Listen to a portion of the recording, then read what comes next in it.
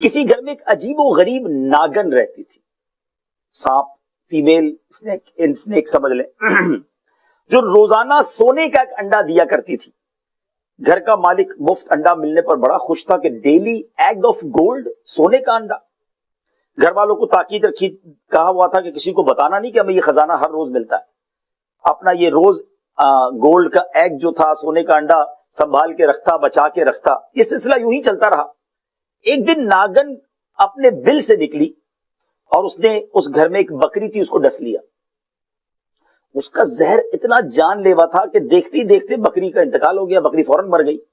یہ دیکھ کر گھر والوں کو بڑا غصہ آیا، جوش آیا کہ اب ناگن کو مار دیں گے، مگر اس شخص نے انہیں یہ کہہ کر ٹھنڈا کر دیا کہ ذرا ٹھنڈا غور کرو، یہ روز سونے کا انڈا دیتی ہے، کتنی بکریاں ہم خرید لیں گے، بکری گئی ہے نا، کوئی بات نہیں، پریشان ہونے کی ضرورت نہیں ہے۔ روز سونے کا انڈا ملتا رہا۔ تھوڑے دنوں بعد اس ناگن نے اپنے بل سے باہر نکل کر گدھے کو ڈس لیا۔ اس گھر میں ایک گدھا بھی تھا۔ اب وہ شخص بڑا گھبرایا کہ یہ تو ایک ایک کر کے سب کو ڈس رہی ہے، لیکن پھر لالچ غالب آ گئی کہ سونے کا انڈا بھی تو مل رہا ہے، اور خرید لوں گا جانور تو اور مل جائیں گے۔ بہرحال کچھ دن مزید گزرے، گھر والوں نے کہا بھی کہ یہ اس نے دوسرا جانور مار ڈالا، اب اس کو مار دو۔ کہ نہیں، یہ جانوروں کو مارتی ہے، انسانوں کو تو نقصان نہیں پہنچاتی نا۔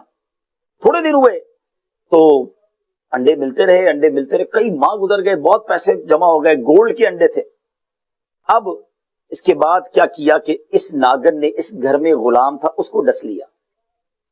اب سارے گھر پر خوف کی کیفیت، سب پھر گھبرا گئے کہ اس کو مار دیں، ورنہ یہ ناگن جو ہے یہ ہمارے اب تو انسانوں کو بھی ڈسنے لگ گئی ہے۔ لیکن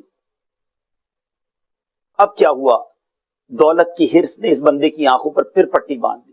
پھر سوچنے لگا کہ ناگن سے ہمیں نقصان ہو رہا ہے تو کوئی بات نہیں، پیسے بھی تو مل رہے ہیں، ہمیں پریشان نہیں ہونا چاہیے۔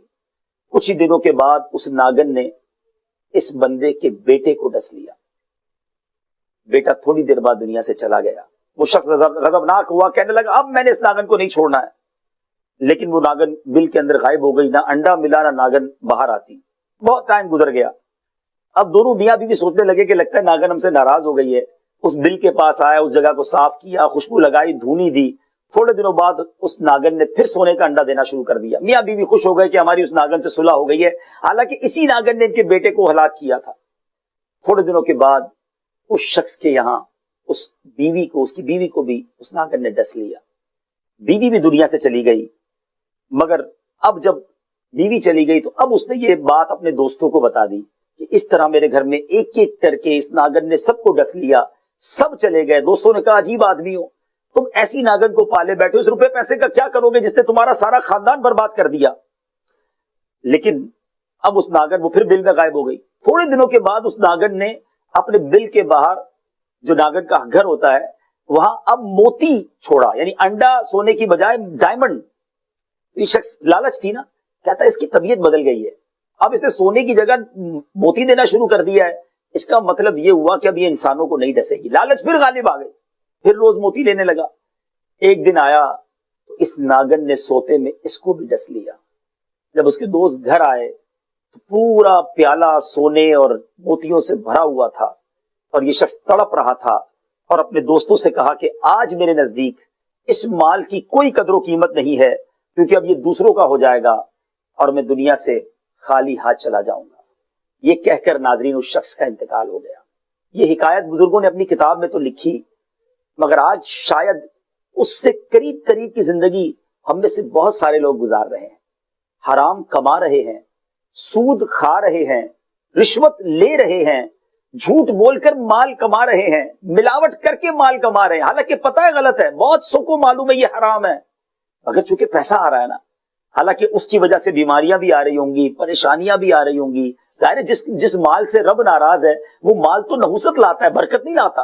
حرام زیادہ بھی ہو وہ سکون نہیں لاتا، لیکن انسان کی لالچ آنکھوں پر ایسی پٹی بندی ہوتی ہے کہ یار اتنے پیسے کیسے چھوڑ دوں، اتنا مال بن رہا ہے، حرام کما رہا ہوں لیکن مل کتنا زیادہ رہا ہے۔ یہ چوری کرنے والے، ڈاکہ ڈالنے والے، یہ سب غور کریں، یہ بالکل اسی طرح کی زندگی گزار رہے ہیں کہ سونے کا انڈا روز مل رہا ہے، مگر یہ ناگن ایک ایک کر کے ہماری نعمتوں کو ڈس رہی ہے، اور جب ہم دنیا سے جائیں گے نا سب ادھر ہی رہ جائے گا، اور اس کے بعد قبر میں کیا ہوگا، ہم کیسے اللہ کو منہ دکھائیں گے جو حرام کمانے والے۔ غور کریں، ایسی لالچ نہ کرو کہ جو بربادی کا باعث بن جائے۔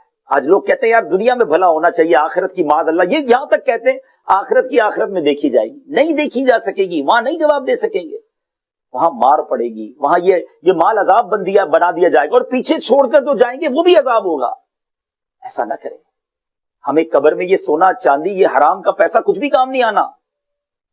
بڑی گہری بات بزرگوں نے لکھی کتابوں میں کہ جب انسان کا انتقال ہوتا ہے نا تو مرنے کے بعد رشتہ دار، وارثین، لواحقین پوچھتے ہیں کہ میت نے پیچھے کیا چھوڑا ہے، مگر فرشتے پوچھتے ہیں میت نے آگے کیا بھیجا ہے۔ غور کیجئے، ہم نے آگے کیا بھیجا ہے؟ اللہ کی راہ میں خرچ کر کے حلال مال، جی ہاں حلال مال ہونا چاہیے، اللہ کی راہ میں خرچ کر کے آگے بھیج دیں، یہ آپ ہی کے اکاؤنٹ میں جائے گا، اور یہاں حلال ہی کمائیے، حرام کے پیچھے نہ بھاگیے۔ حلال تھوڑا ہو سکون لاتا ہے، برکت لاتا ہے، بہت اس میں خیر ہوتی ہے۔ یہ تھوڑے پیسے زیادہ کمانے کے چکر میں یہ ناگن کا سونے کا انڈا ہے جو بعد میں ڈس بھی لیتی ہے۔ اللہ کرے کہ دل میں اتر جائے میری بات، اور ہم زیادہ حرام کی نسبت چھوٹے حلال پر، کم حلال پر قناعت کر لیں، صبر کر لیں۔ اللہ کی رحمت بہت بڑی ہے، وہ کریم دنیا میں بھی سکون عطا